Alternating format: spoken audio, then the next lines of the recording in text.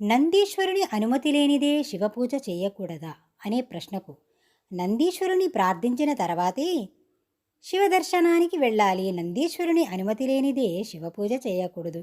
అలా చేస్తే ఫలితం శూన్యం.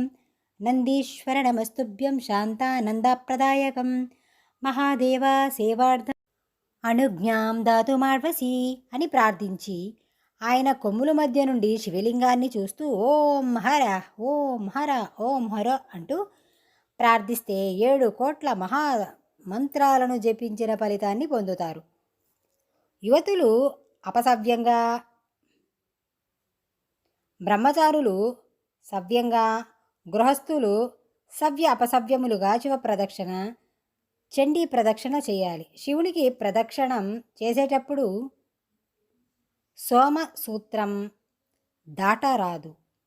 చండీ ప్రదక్షిణ ఒకసారి చేస్తే 20,000 సార్లు ప్రదక్షిణ చేసిన ఫలితం వస్తుంది.